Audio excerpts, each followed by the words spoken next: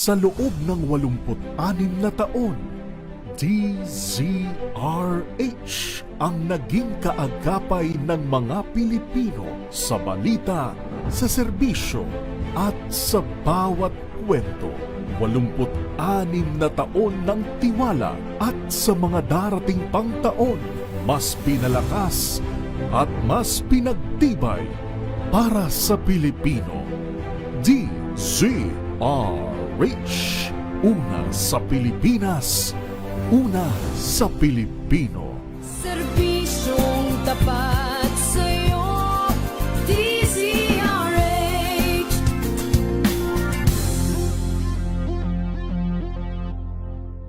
Curious ka ba sa maraming bagay? Kami na ang bahala dyan. Aalamin, tutuklasin at bibigyang linaw namin ang mga katanungang bumabagabag sa inyong isipan. Sa programa kung saan ang bawat sagot ay galing lamang sa mga eksperto. Ang Expert's Opinion, tuwing linggo alas 3 ng hapon, dito lang sa DZRH TV.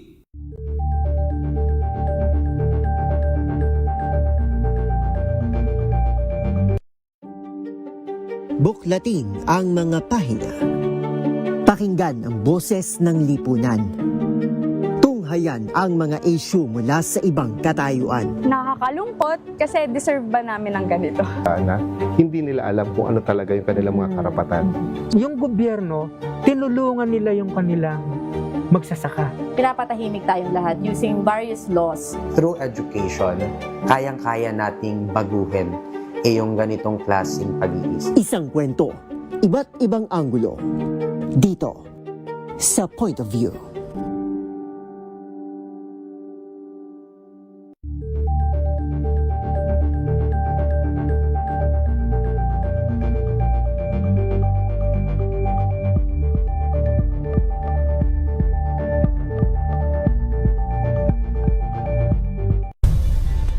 Nagsimula sa pangarap hanggang sa maabot ang tagumpay. Iba't ibang kwento, iba't ibang mukha ng atletang Pilipino. Mas pinatindi, mas pinalakas, at mas pinaaksyon sa Match Point tuwing Sabado, 12:30 ng tanghali sa DZRH TV. Number 1 na naman ang inyong DZRH sa latest survey ng Kantar Media na inilabas nitong January 2026. Hindi lang sa Metro Manila, kundi pati rin sa Mega Manila. Patunay na DZRH lang ang inyong tunay at totoong pinagkakatiwalaan. Taos-puso po kaming nagpapasalamat sa inyong patuloy na pagtitiwala dahil ang DZRH, una sa Pilipinas, una sa Pilipino. Saan ka man sa mundo, tayo Pilipino.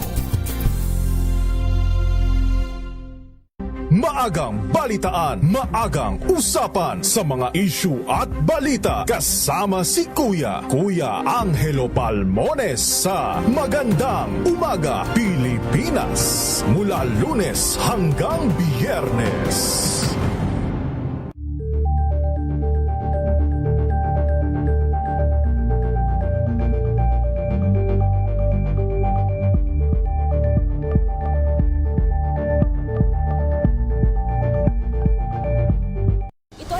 Naitalang 17 individual na ang kanilang naaresto. Ng Metro Manila Development Authority o MMDA ang No Contact Apprehension Policy o NCAP sa Metro Manila. Sa ang ilang mga dokumento ay peke. Hindi rin legal ang employment na ipinangako sa kanila. Sa mata ng batas, mananagot ang sangkot at may sala. Dahil sa bawat paglabag, may karampatang parusa. Alamin ang mga pananagutan sa likod ng mga bawal. Dito sa Hoy! Bawal Yan, tuwing Sabado, alas 11:30 ng umaga. Dito lang sa DZRH TV.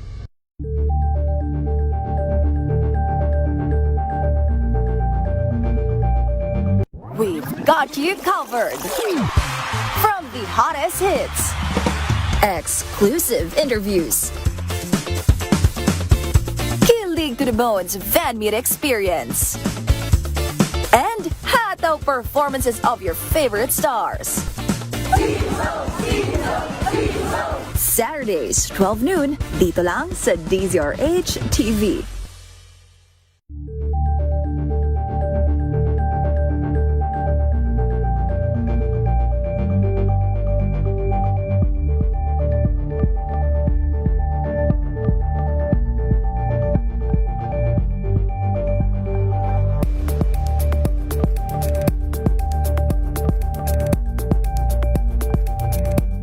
Alamin ang mga maiinit na isyung pambayan, mga balitang kailangan mong malaman, usapin sa pamahalaan, politika, ekonomiya at kabuhayan. Ito ang mga dapat mong malaman, pakialaman at pag-uusapan dahil kayo ang tinig ng mamamayan dito sa Damdaming Bayan. Live sa DZRH Radio, DZRH TV at DZRH Digital. Kasama sina Lakay, Deo Macalma at Elaine Apit. Araw-araw, Lunes hanggang Biyernes. Damdaming Bayan.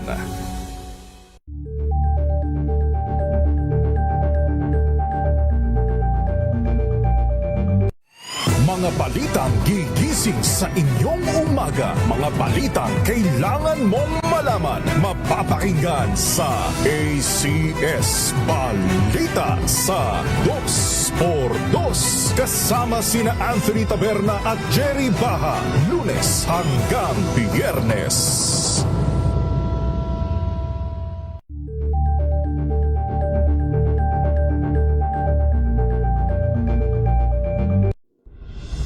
Tuloy-tuloy. Oras natin sa buong Pilipinas, alas 3:07 ng umaga. Saan man mangyari ang balita, Luzon, Visayas at Mindanao, hagip ng balita. Pronti, kinalap ng buong puwersa ng MBC Media Group mula Aksyon Radyo, Radyo Natin Nationwide at DZRH, Provincial at Regional Correspondents. Balita Pronti, kasama si Kises Habson. DZRH Balita Pronti.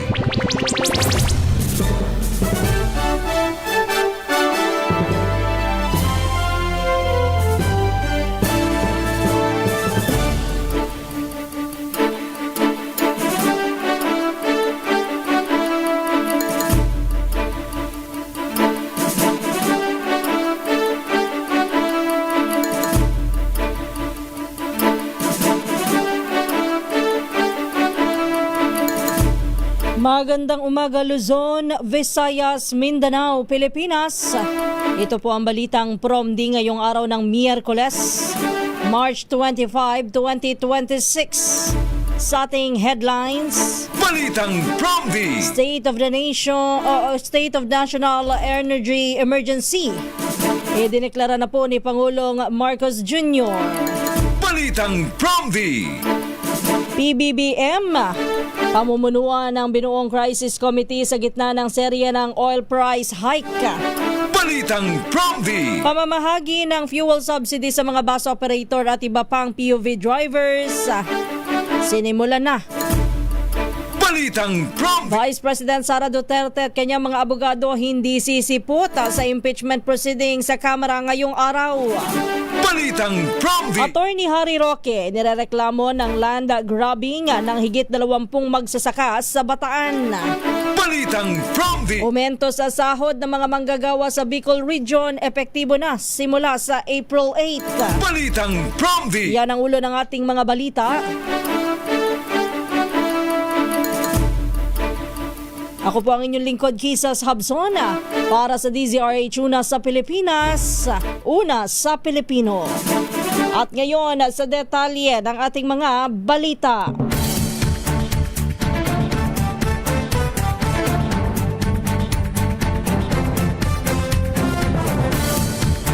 Idineklara na ni Pangulong Ferdinand Marcos Jr. ang State of National Emergency sa gitna ng patuloy na pagtaas ng presyo ng langis sa world market dulot ng tensyon sa gitnang silangan sa ilalim ng Executive Order number 110. Sinabi po ng Pangulo na may banta sa supply at katatagan ng enerhiya sa bansa. Ayon sa Department of Energy, maaaring maapektuhan ang power supply kung magpapatuloy pa ang krisis sa langis. Dahil dito inatasan ng DOE na magpatupad ng hakbang tulad ng fuel optimization at load adjustments upang makatipid sa konsumo ng enerhiya. Mahigpit ding babantayan ng mga negosyante laban sa hoarding at overpricing sa produktong petrolyo. Balitang Bromby! Samantala, kasabay po niyan bumuo po si Pangulong Bongbong Marcos Jr. ng Unified Package for Livelihood, Industry, Food and Transport o Uplift Committee kasabay ng deklarasyon ng Energy Emergency. Batay sa EO number 110, nasabing komite na pamumunuan mismo ng Pangulo ang magsisilbing coordinated response ng gobyerno upang maprotektahan ang sektor na pinaka-vulnerable sa krisis sa enerhiya. Kabilang sa mga miyembro ng Uplift Committee, ang mga kalihim ng Department of Energy, Department of Transportation, Department of Social Welfare and Development, Department of Agriculture, Department of Finance, DepDev, at ang DBM o Department of Budget and Management. Pangunahing tungkulin ng komite ang siguruhin na hindi mapuputol ang distribusyon ng pagkain, gamot at mga produktong agrikultural. Gayon din ang pagtiyak na mananatiling maayos ang operasyon ng pampublikong transportasyon sa buong bansa sa kabila ng kinakaharap na hamon sa supply ng langis. Balitang Bromby! Alas 3:12 ng umaga. Puntahan muna natin mga balita mula sa probinsya. Unahin natin ang Cordillera. Standby, Romy. 20 pisong cultural fee. Ipinataw daw po sa mga bibisita sa Hanging Coffin sa Sagada Mountain Province. Ibalita mo yan. RH41 Romy Gonzales. Libreng cultural site sa Central Sagada Mountain Province na matatagpuan ang Paitokan Hanging Coffins ay may bayad na ngayong 20 pesos na cultural fee. Bunso dito sa kontrobersya na linikha matapos ituring ng isang social media influencer ang hinawakan nitong bungo ng tao na burial site na bungo ng mga pagano.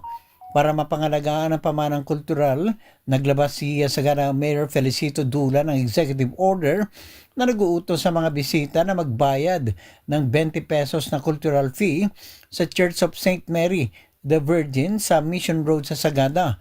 Nakasad sa executive order na saklaw ng bayad ang pagkakataong makapunta sa Hanging Coffins at iba pang lugar sa loob ng ancestral domain kasama ang mga libingan, dapais, patpatayan at babawian na pinagdarausan ng mga ritual at iba pang lugar na itinayo sa pamagitan ng mga katutubong kaugalian.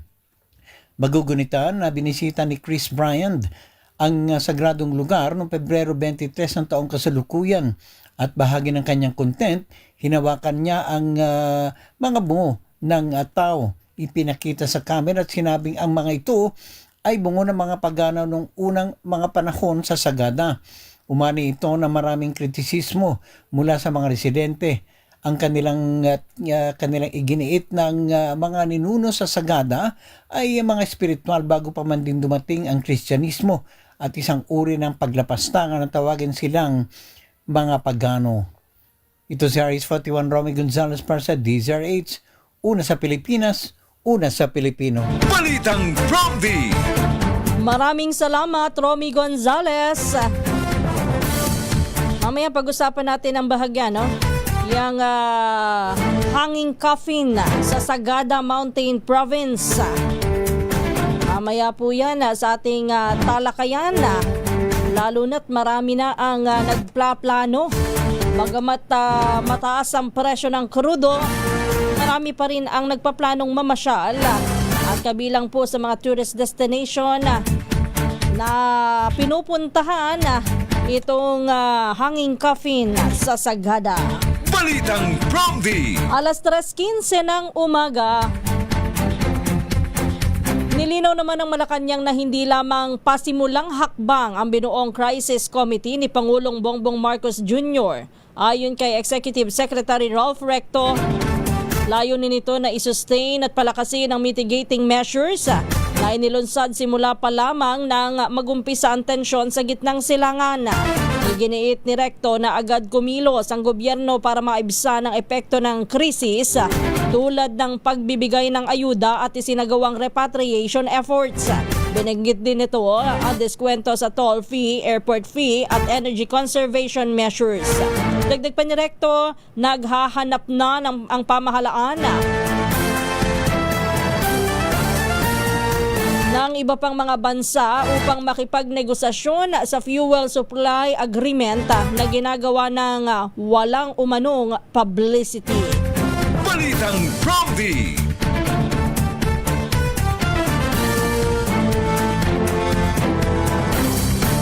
Samantala, nagbabadya nga po na sumampa sa 134 na piso, 134 pesos ang presyo ng bawat litro ng diesel ngayong linggo. Ayon sa pagtaya po ng Department of Energy, ang halaga ng gasolina ay posibleng lumagpas ng 100 piso kada litro. Ang projection ay simula sa presyohan umpisa ngayong umpisa po nitong araw po ng Martes hanggang sa March 30. Batay sa pinakabagong figures, ang price increase ng diesel ay naitakda sa 15 pesos hanggang 18 pesos bawat litro, dahilan para sumipa po ang halaga nito mula 107 hanggang sa 134 pesos and 30 centavos sa bawat litro. Ang halaga naman ng diesel plus ay naglalaro sa 114 pesos and 99 centavos hanggang sa 144 pesos and 20 centavos per liter. Samantala, nag-adjust ng mula sa 8 pesos hanggang 12 pesos ang presyohan ng gasolina bawat litro, dahilan upang umakyat ang halaga nito sa 102 hanggang 112 pesos and 20 centavos bawat litro. Ang pump price naman sa kerosene ay nasa mula 111 pesos and 99 centavos hanggang sa 165 pesos and 97 centavos per liter. Karaniwan pong ina-adjust ang presyohan sa petrolyo tuwing araw ng Martes. Ngunit nang magsimula ho ang mega oil price hike na nasa pangatlong linggo na ho tayo, ang mga oil company po ay ginagawang utay-utay o staggered ang pagdaragdag ng presyo sa langis, sa diesel, sa gasolina at kerosene. Balitang Promdi! Samantala, puntahan naman natin na balita mula sa Pangasinan. Standby Freddy, 2 kalalakihan ng hold up ng mag-asawang vendor sa San Carlos City, arestado. Ibalita mo yan na Rich 38, Freddy Fajardo. Dimas Diaz ngayon sa San Carlos City Police Station ng mga suspek na isang 30 anyos at 25 anyos na lalaki, kapwa walang trabaho at mga residente ng Sitio Estanquero, Barangay Bulingit sa syudad, matapos silang maaresto dahil sa pang-hold up nila sa mag-asawang vendor na residente ng Barangay Caingal, San Carlos City. Batay sa ulat ni Chief of Police Lieutenant Colonel Saldi Fuentes na nakarating sa tanggapan ni Provincial Director Colonel Arbil Mercolio, alas 10:10 ng gabi, ang mga biktima ay sakay ng kanilang motorsiklo ng harangin ng mga suspek sa Barangay Bulingit na armado ng itak at sapilitang inagaw ang dala nilang mga paninda na 13 pakete ng sigarilyo at cash money na 2,000 piso, saka mabilis na tumakas sakay ng isang motorsiklo patungo sa Sitio Estanquero. Agad nakahingi ng tulong ang mga biktima sa mga nagpapatrolyang pulis na sakay ng motorsiklo at sa tulong ng mga barangay official na tukoy ang kinaroroonan ng mga suspek. Nabawi ang mga inagaw nilang paninda sa biktima at maging ang cash money na 2,000 piso. Pinapurihan ni Colonel Mercolio ang San Carlos City Police sa mabilis silang aksyon na nagresulta ng pagkaresto sa mga suspek na ngayon ay naharap sa kasong robbery. Mula sa Action Radio Pangasinan, ito si Freddy Pajardo, Original Taguulat para sa DCRH Una sa Pilipinas, Una sa Pilipino. Balitang Bromdy! Thank you, Freddy. Standby lang, Danny.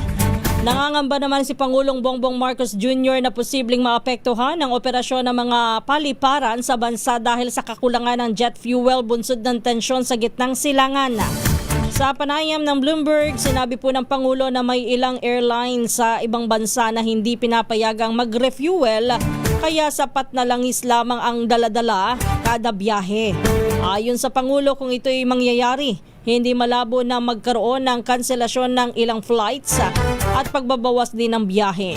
Sa Pilipinas, sinabi na po ng Cebu Pacific na posible silang magbawas ng flight dahil sa taas ng presyo ng gasolina.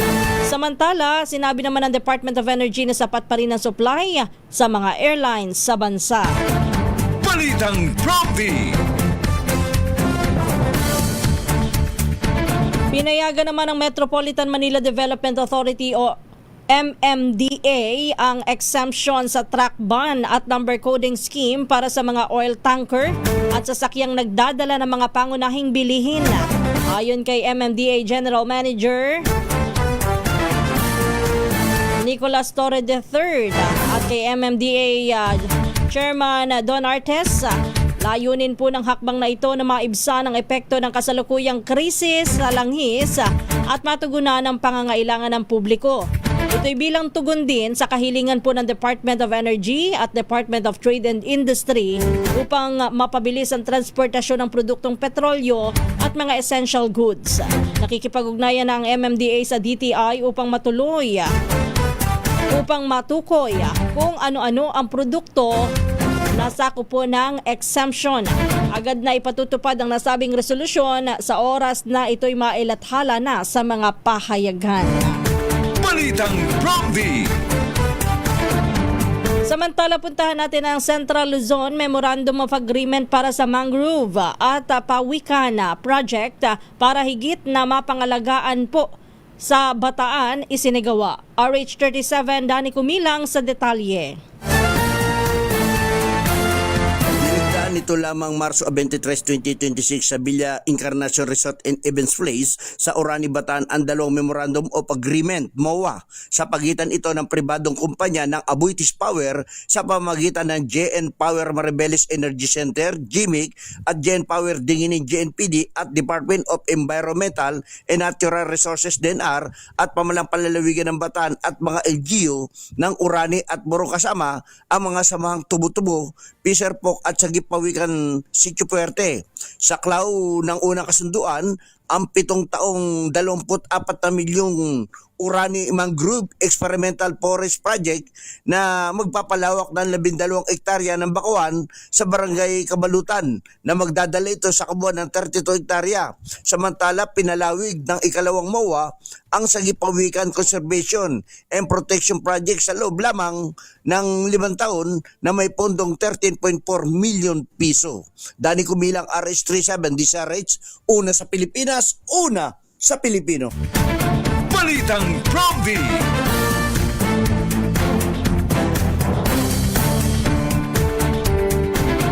Samantala, tumanggap naman ng tig 10,000 pisong fuel subsidy ang nasa 27 bus operator bilang bahagi po ng hakbang ng pamahalaan upang maibsan ang epekto ng patuloy na pagtaas ng presyo ng langis. Pinangunahan ni Pangulong Ferdinand Marcos Jr. ang pamamahagi ng ayuda na isinagawa sa Parañaque Integrated Terminal Exchange o PITX. Ayon sa Department of Transportation, bukod sa 27 bus operator sa PITX, makikinabang din sa subsidiya ang nasa 245,000 operators at drivers ng higit 1.18 milyong pampublikong sasakyan. Dagdag pa nito, umaabot na ngayon sa 2.5 billion pesos ang pondo na inilaan ng pamahalaan para sa naturang subsidiya. Samantala, namahagi na rin ng ayuda ang Department of Social Welfare and Development kung saan ay target nilang makinabang rito ang nasa higit na 216,000 PUV drivers nationwide. Balitang Bromdy! Alas 3:25 na po ng umaga. Standby Rex Cantong. Tiniyak naman ng Philippine Ports Authority o PPA na walang ipatutupad na taas singil sa terminal fees sa mga pantalan sa buong bansa sa kabila po ng patuloy na pagmahal ng produktong petrolyo dulot ng tensyon sa gitnang silangan. Ayon kay PPA General Manager Jay Santiago, mananatiling libre ang terminal fee para sa mga senior citizen, estudyante, uniformed personnel at persons with disabilities o PWD. Ang terminal fee ay ang bayad sa mga pasahero at cargo shippers para sa paggamit ng mga pasilidad ng pantalan tulad ng waiting areas, palikuran at seguridad. Gayunman, nilinaw po ni Santiago na hindi pagtataas o pag-waive ng port charges ay may epekto daw po sa operasyon ng ahensya dahil umaasa lamang ang PPA sa sarili nilang kita at hindi tumatanggap ng subsidiya mula sa pamahalaan. Dagdag pa ng opisyal, kung tuluyang aalisin ang port charges, maapektuhan po ang kakayahan ng PPA na pasahurin ang mga empleyando, pondohan po ang operasyon at isulong ang mga proyekto sa mga pantalan. Balitang Promdi! In fairness naman ho sa PPA, o Philippine Ports Authority, tama ho yung sinasabi nila na yung mga senior citizen naman, estudyante, yung mga PWD, yan po lahat ay nalilibre sa pagpasok ho sa terminal sa mga pantalan ho ng barko. Katulad lamang dyan sa Batangas Port. At in fairness din naman talaga sa kanila, kung tatanggalin nilang lahat-lahat at iwe-waive po yung terminal fee, sa kasalukuyan baka ho may mga magdusa. Halimbawa, yung nagbabantay mismo doon sa mismong security check ng bagahe. Ayan, may mga umaalalay din ho sa mga gate nila. Isama pa ho natin yung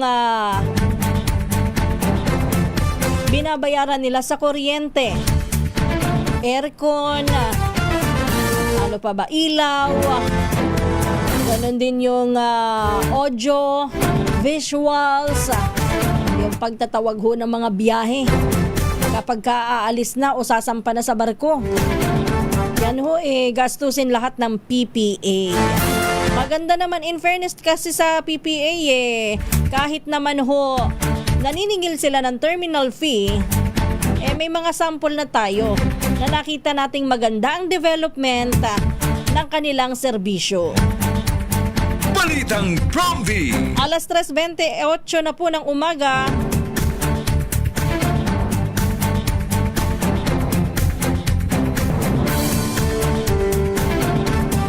Samantala, magbibigay naman ng diskwento ang Civil Aviation Authority of the Philippines o CAAP sa mga paliparan na saklaw nila simula po sa April 18. Okay, April 1 pala. Sa darating ho na April 1, araw ho ng Huwebes o Miyerkules pala. Miyerkules sa susunod na linggo. Layon po nito na maibsan ang epekto ng tumataas na presyo ng langis, hindi lamang sa Pilipinas kundi sa buong mundo. Sa bagong rate, bababa po ng halos 50% ang aeronautics fees, kabilang po ang landing at take-off charges. Samantala, ang terminal fee para sa international travel ay ibababa po mula sa 900 pesos patungo po ng 700 pesos. Para naman sa domestic flights sa international airport, bababa ito mula 350 pesos hanggang 150 o kaya naman po ay hanggang 200 pesos.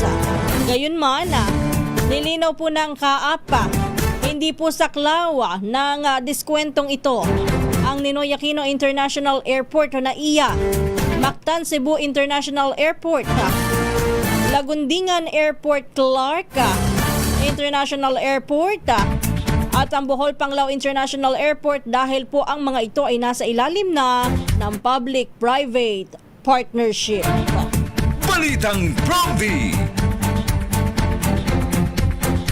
Balikan natin mga balita mula sa probinsya. Puntahan naman natin ang Negros Occidental. Lasing na lalaki pinagbabaril ng kanyang kapatid at bayaw sa lungsod po ng Victoria sa Victoria, Negros Occidental. Ibalita mo yan, RH46 Rex Cantong. Nasa ospital ginagamot ang dalawang magsasaka matapos pagbabarilin sa Hacienda Pass 2 Minuro, Barangay 10, lungsod ng Victorias, Negros Occidental. Ayon kay Police Lieutenant Colonel Terence Paul Santa Ana, hepe ng Victoria City Police Station, ang suspect ang magkapatid man lang mismo dahil sa impluensya ng alak. Dagdag pa ni Santa Ana, nangyari ang insidente habang nagiinuman sina alias Chris, 49 anyos, kapatid ng suspect, at alias Rode, 56 anyos, ng pagbabarili ng suspect na kinilala na si alias Nardo, 40 anyos, pawang residente ng nasabing lugar. Napagalaman na mayroong grudges o old grudges sa mga biktima at ang suspect na tinitingnan ngayon ng anggulo ng kapulisan sa motibo ng krimen. Ito si RH46 Rex Cantong para sa DZRH. Una sa Pilipinas, una sa Pilipino. Balitang Prompty. Samantala, bumaba ng hanggang 8% ang dami po ng mga sasakyan sa EDSA matapos ang serye ng mega big time all price hike sa bansa.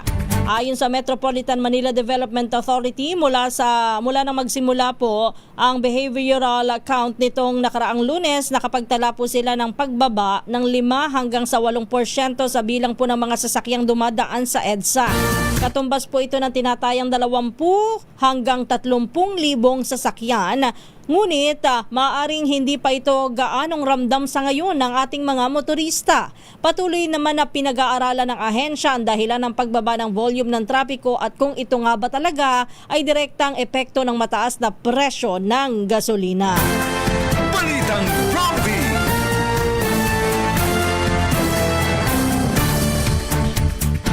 Kinansela naman ng Korte Suprema ang kanilang tradisyonal na summer session sa Baguio City ngayon taon. Ginawa po ng High Court ang desisyon bilang bahagi ng pagtitipid o energy conservation measures sa harap po ng mataas na halaga ng produktong petrolyo. Ang hakbang ay nakapaloob sa SC Memorandum Circular number 2-2026 na nagkabisa noong March 8. Sa halip na sa Baguio City, ang summer session na nakatakda po sana sa April 6 hanggang April 30 ay gagawin na lang dito po sa Maynila. Kabilang sa tatalakayin ng oral argument sa mga petisyon tungkol sa 2024 to 2026 General Appropriations Act at Foreign Divorce. At niliwanag po ng SC na magre-resume po ang special session sa Baguio City sa oras na bumalik naman sa normal ang sitwasyon. Balitang Prompty.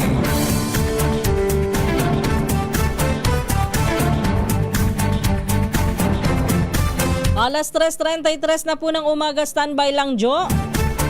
Hindi daw po dadalo si Vice President Sara Duterte sa pagdinig kaugnay ng impeachment complaints laban sa kanya ngayong araw dyan po sa Kamara.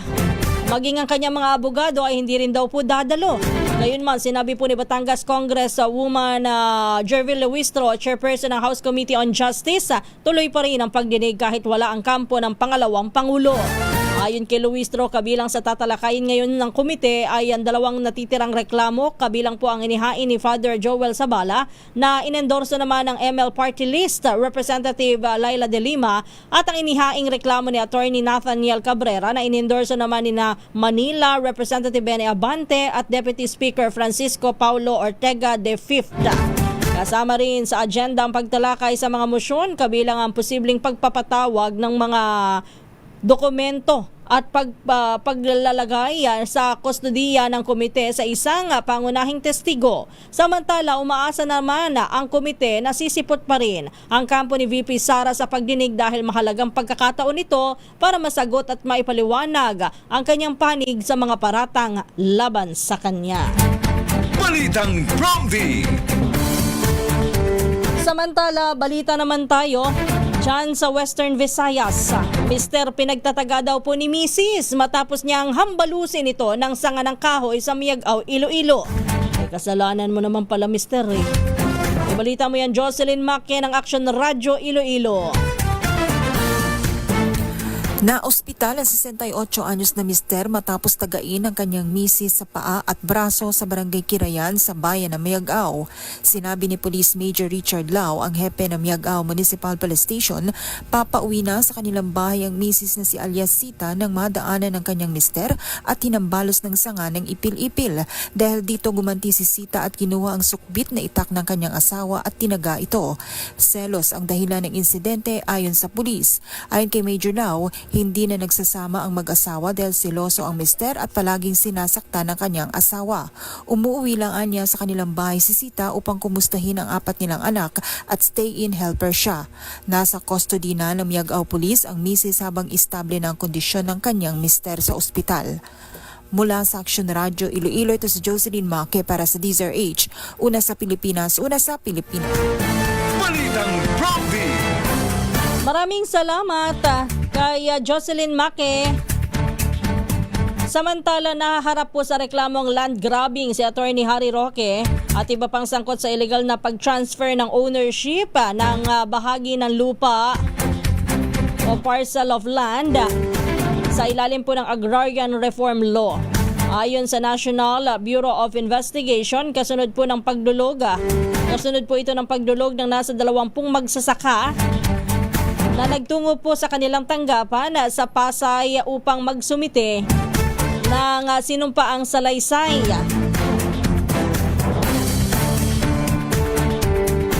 Sinasabing ang lupang sakop po ng Department of Agrarian Reform ay nailipat umano sa isang pribadong kumpanya na may kaugnayan sa Philippine Offshore Gaming Operations o POGO nang walang kaukulang pahintulot.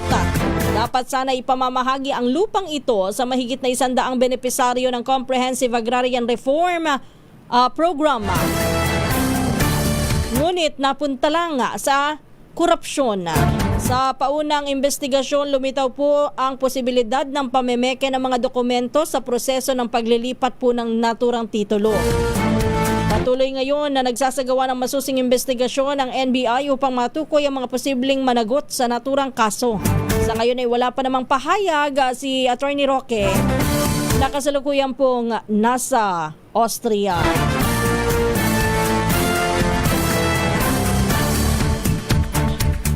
Samantala, pinabulaanan naman ng Independent Commission for Infrastructure o ICI ang interpretasyon ni Tingog Party List Representative Judah Sidre kaugnay ng issue sa anomalyang flood control projects. Ayon sa ICI, ang kanilang referral ay hindi nangangahulugan na inosente o may sala si Congressman Martin Romualdez. Nilinaw po ng komisyon na layunin lamang po ng pagbibigay ng referral o yung referral na humiling po ng investigasyon mula sa Ombudsman. Nauna rito ay sinabi po ni Navotas Congressman Toby Chanco na may rekomendasyon po umano ng kasong plunder laban kay Romualdez. Pero yan po'y itinanggi naman ni Asidre at iginiit na may referral na nga ho ang ICI na nagtatanggal po ng pananagutan kay dating House Speaker Romualdez sa issue po ng flood control anomalies. Balitang Prompty! Samantala, puntahan naman natin, balita naman mula sa Eastern Visayas. Standby Jimmy, negosyante arestado po sa pagbebenta ng shabu sa bayan ng Alang-Alang, Leyte. Balita mo yan, RH32 Jimmy Angay-Angay. Isang negosyante arestado ng kapulisan matapos magbinta ng shabu sa bayan ng Alang-Alang, Leyte. Kinilala ng PNP ang suspect si alias Bin, 39 anyos, residente ng Barangay Milagrusa sa naturang bayan. Nangyaring insidente alas 7:42 ng gabi sa Barangay Milagrusa sa Alang-Alang, Leyte. Ang bypass operation sinagawa ng PNP Municipal Drug Enforcement Unit Provincial Drug Enforcement Unit at Philippine Drug Enforcement Agency. Nabila ng suspect ng isang pakiting shabu at sa posisyon ng 3 pakiting shabu. Kinokonsidera ng kapulisan ng suspect isang high-value individual sa illegal na droga sa lalawigan ng Leyte. Sa kasalukuyan ng suspect naharap na sa kaso laban sa pagbinta at posisyon ng illegal na droga. Mula dito sa DYVL Action Radio Tacloban, ito si R32 Jimmy Angay-Angay para sa DZRH. Una sa Pilipinas, una sa Pilipino. Balitang Promdi! Thank you, Jimmy Angay-Angay. Standby lang, Jane. Nilinaw naman ng Coordinating Council of Private Educational Association o COCOPEA na hindi obligado ang mga pribadong paaralan na ipatupad din ang 3-term school calendar na sisimulan po sa school year 2026-2027. Ayon po kay COCOPEA Managing Director Joseph Noel Estrada, bagamat may ilang pribadong paaralan po na gumagamit o sumusunod sa ganitong sistema, kinakailangan pa rin ng batas kung nais itong ipatupad sa lahat po ng mga paaralan. Samantala, ipinagtanggol naman ng Department of Education o Department of DepEd ang bagong school calendar na anila ay dumaan naman sa malawak na konsultasyon mula sa mga guro, magulang at mag-aaral. Layunin po ng pagbabago na mabawasan ang pagkaantala sa klase at mas maging maayos ang daloy ng pagtuturo. Batay sa ulat ng 2nd Congressional Commission on Education, umaabot po sa 53 araw ng klase ang nawawala o nasasayang dahil po sa mga pagdedeklara po ng walang pasok, dahil sa kalamidad at iba pang mga kadahilanan at abala. Sa ilalim po ng bagong sistema, hahatiin po sa 3 termino ang 201 araw na pasok o yung 201 school days mula June hanggang Marso na may mas maikling bakasyon ngunit mas organisado daw po na schedule. Samantala, balita naman mula sa Northern Samar, 2 inaresto daw po sa illegal na pangingisda sa bayan ng San Jose. Ibalita mo yan na Rich 34 Jane Galitmantayan.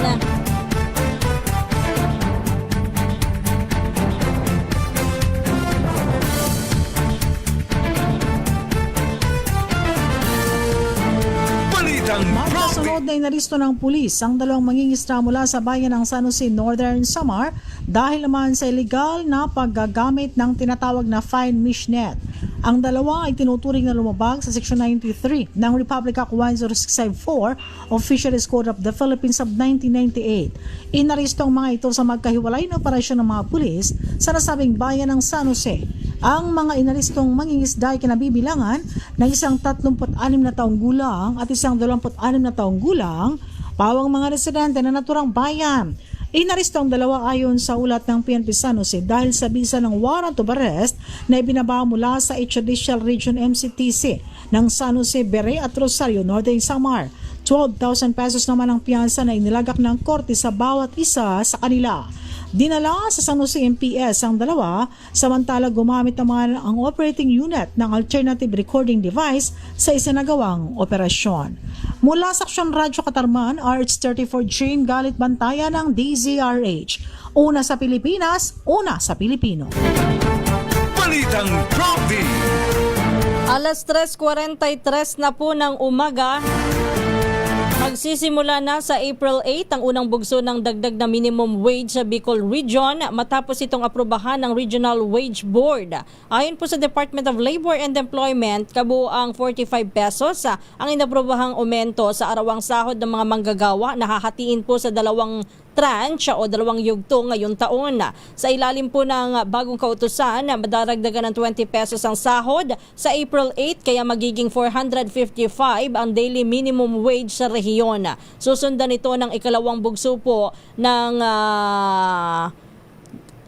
taas sahod na ipatutupad naman sa buwan ng Desyembre kung saan ay idaragdag po ang huling 25 piso o 25 pesos para maabot po ang 480 pesos na arawang sahod. Kinumpirma naman ng Department of Labor and Employment na ang Bicol ang huling rehiyon na kukumpleto sa wage adjustment cycle para sa taong 2025-2026. Balitang Prompy.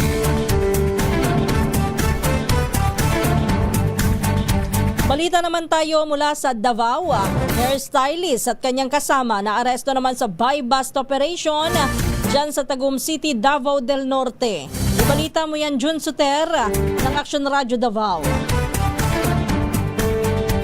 Ang hairstylist at ang kanyang kasama sa ikinasang buy-bust operasyon ng kapulisan alas 12:44 ng hating gabi, Marso 24, 2026 sa Barangay Mangkilam, Tagum City, Davao del Norte. Kinilala ang mga suspect na sina alias Anton, 28 anyos, hairstylist at residente ng nasabing barangay, at alias Loy, 42 anyos, residente ng Kitcharao, Agusan del Norte. Ayon sa kapulisan, agad na inaresto si Anton matapos ito makuhaan ng pusher buyer na isang pakiti ng hinihinalang shabu kapalit ng buy-bust money. Na-recover din mula sa kanya ang 2 pang pakiti at isang pitaka. Samantala nakuha naman kay Loy ang isang pakiti ng hinihinalang shabu, sigarilyo at isang motorsiklo na ginagamit sa iligal na bintahan ng droga. Tinatayang aabot sa 20,400 ang halaga na kumpiskang iligal na droga. Maharap ang 2 suspect sa kasong paglabag sa Republic Act 9165 o Comprehensive Dangerous Drugs Act of 2002. Ito si June Suter para sa DZRH.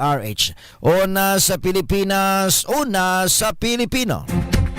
Balitang Prompy. Maraming salamat kay June Suter. Naaresto na ang gunman sa likod ng pagpatay sa retiradong pulis na si George Capistrano na dati ring pong security aide ni Manila Mayor Isko Moreno. Kinilala po ang suspect na si Albert Madaraog, 27 anyos, nahuli sa isang lodging house sa Laguna. Kahapon po alas 5 ng umaga. Ayon kay Manila Mayor Isko Moreno na nagharap po sa suspect sa media, nagpalipat-lipat ng lugar si Magdaraog para makatakas sa mga otoridad. Na-recover naman ng pulisya ang isang caliber 40 na baril na may lamang magazine na pinaniniwala ang ginamit po sa krimen.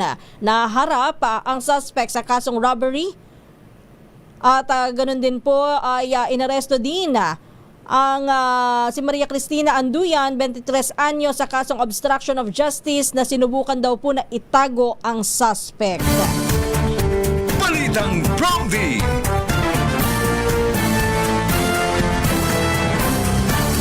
Oras po natin 13 minuto na lang bago sumapit ang alas 4. Diyan na po nagtatapos ang ating balitaan dito po sa Balitang Prompy. Tayo ho ay dadako na sa pangalawang bahagi naman ng ating programa. Balitang Prompy.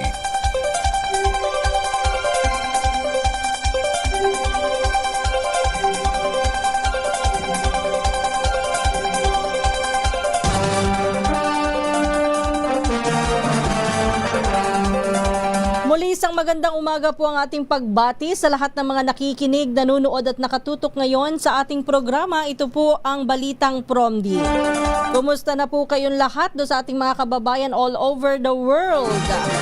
Ramdam nyo na ba talaga ang matinding epekto ng tensyon sa gitnang silangan? Abay, oo naman dyan pa lang sa pagtaas ng presyo ng produktong petrolyo sa ating mga kababayan na may sasakyan, talaga namang aangal sa taas ng halaga.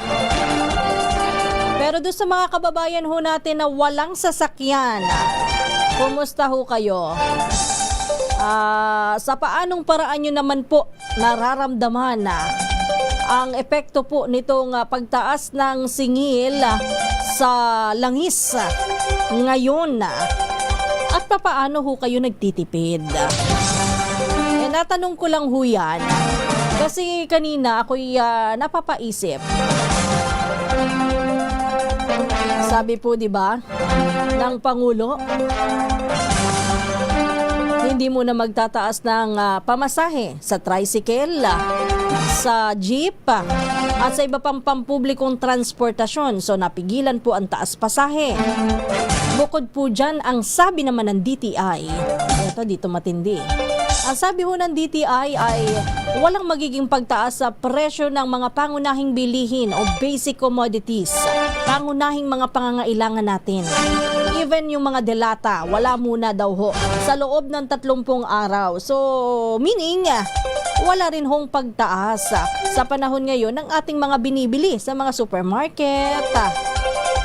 Ang tanong lang doon kung totoo ba. Pero bukod po doon, pagdating naman ho sa bigas, meron talagang may naramdaman at may mga report na sa atin na may mga nagtaas ho talaga. Ang kuryente, tataas. Ngayong March, patapos na yung March, so malamang nakakuha nyo na ho yung inyong bill. So, malamang sa malamang, naramdaman na nga talaga ang epekto. Pero sabi po ng ng Meralco noon, yung pagtaas po sa bill, hindi pa daw po yan dahil sa epekto ng sigalot sa gitnang silangan o yung pagtaas po ng mga petrolyo, kundi yan daw po ay may ibang kadahilanan. At kung sakali ho, yung epekto po, yung tension po sa Middle East, ang makaka-apekto pa dyan ay yung sa April billing. So, we expect ngayong April, ayaw man po natin, pero mukhang ang anunsyo po ng Meralco ay tataas muli sila ng singil.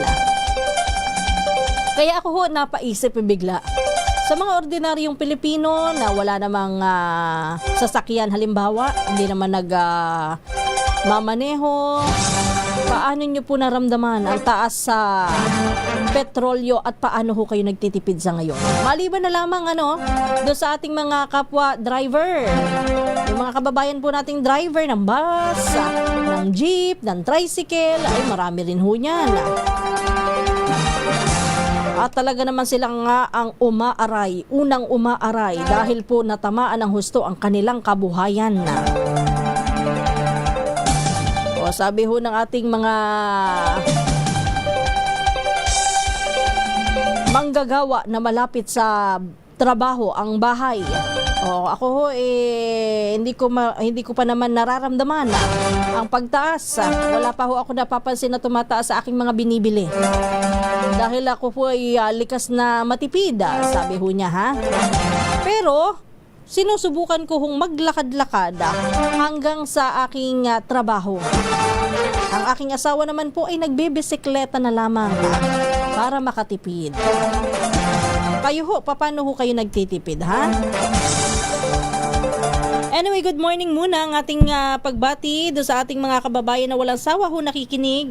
Good morning po kay Eric Mercado o Erich Mercado. Ano ba to? Erich o Eric? Ano ba talaga ang pronunciation nito, ha? Sabi niya, good morning, Miss Jesus. Work from home po muna ang trabaho para menos ang gasto sa krudo. Kung work from home, depende yan kung papayagan ho ng kumpanya. Kaya lang hindi naman lahat ng kumpanya ay ganoon, di ba? Manalundong, good morning. Yung palay, mababa na rin ang pagbili nila dito sa Cagayan. 90 na lang, ma'am, sabi ni Ricky Tabada.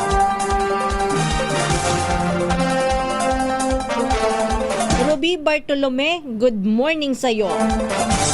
Yan, ito yung isa sa dahilan kung bakit ko yan tinatanong, Ruby Bartolome. Kasi katulad ng tanong mo, paano naman tayong ordinaryong mamamayan? Di po ba tayo kasama sa ayuda? Lahat naman po tayo'y apektado.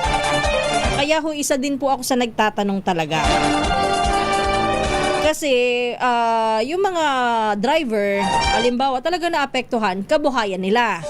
Yung mga mangingisda, kabuhayan din nila kasi gumagamit nga ho sila ng gasolina. Pero yung mga nakakotse ho, halimbawa sa pagpasok sa kanilang trabaho, halimbawa, pwede naman munang mag-commute. Total, wala pa naman pagtaas sa presyo ng pamasahe. Kaya nga ang tanong ko, paano hong nakaapekto sa ating lahat? Siyempre gusto ko rin naman na magkaroon tayong lahat ng ayuda, no? At ako'y hindi ko rin kasi kumbaga maintindihan paanong nararamdaman nga nating lahat yan ang epekto po ng taas sa krudo. Gayong hindi naman nga ho, kagaya ko, hindi naman ako nagdadala ng sasakyan. O, diba? Lloyd Ibanya, Sacramento. So, kumbaga, sinasabi natin na So dapat maintindihan natin na unahin muna natin talaga yung mga driver, yung mga magsasaka, yung mga mangingisda na umaasa po dyan. Good morning ma'am, mabagal lang po ang pagpapatakbo ko, nasa 40 to 60 kilometers per hour ang takbo po ng sasakyan pagpasok sa work. Madeline Alafriza from Ilocos Sur. Ayun, yun daw kanyang ginagawa.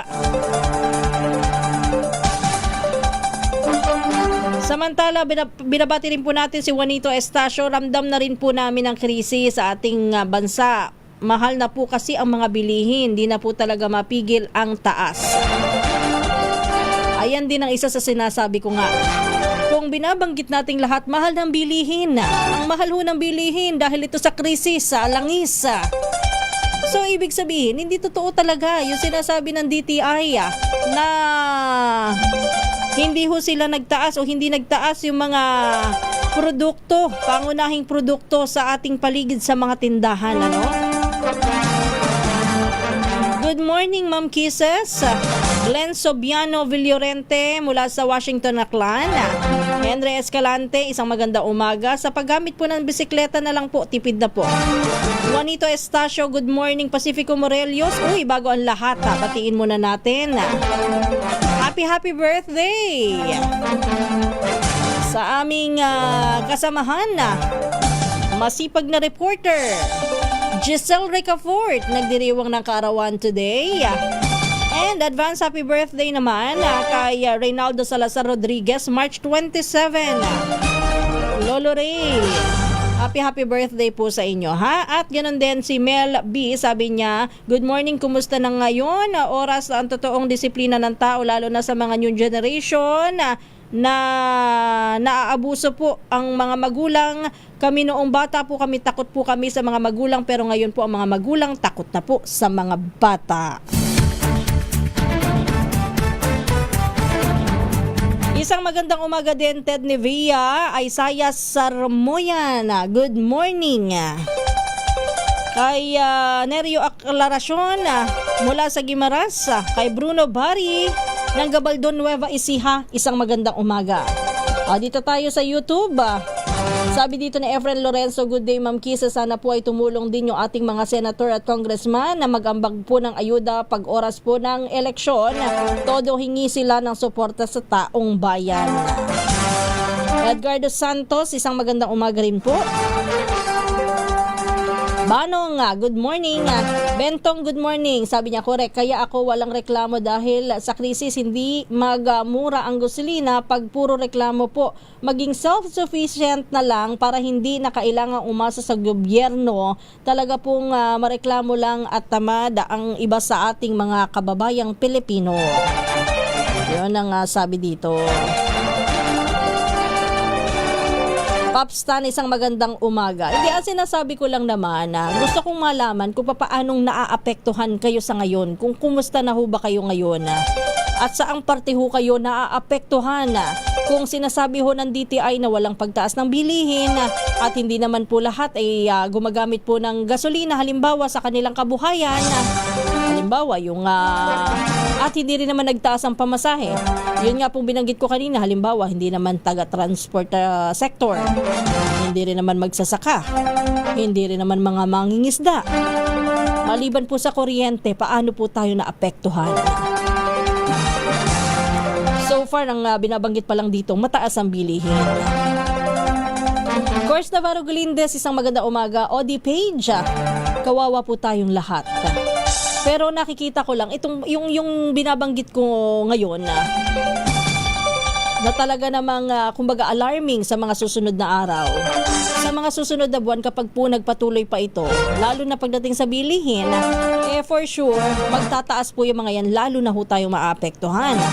Yung pagka dumating na tayo sa punto na hindi na kaya pong pigilan yung taas pasahe, o yun na, tsak, apektado na ho lahat. Alberto Perez, isang magandang umaga mula sa Baclaran. Edgardo Santos, kahit di ako sumasakay ng PUV, nakikiramay naman ako sa mga araw-araw na commuter. Paul Edward Panganiban, isang magandang umaga. Jojo T, good morning. At ganoon din po, binabati natin Max Alvarez, kay Weng Abada, good morning. At ganoon din po, Sir Filemon Mamuwad, matagal na naming nararamdaman dito. Mas mabuti na lang tuloy-tuloy ang trabaho. Konting pasensya lang po sa lahat. Buti dyan na binibaby kayo ng gobyerno, sabi ni Filemon Mamuwad. Totoy Mortel, ang problema, Miss Kisses, wala na po kaming titipirin. Sakal na sakal na. Sa mga hindi ko po nabasa, nako, bukas na lang ho. Patuloy natin ang usapan bukas, ang ating talakayan. Pero in the meantime, babay na muna. Sumayin niyo po ang balitang Prom Day at ako po ang inyong lingkod, Kisas Habson. Susunod naman si Kong Angel Palmones at ang magandang umaga Pilipinas. Thank you and happy Wednesday.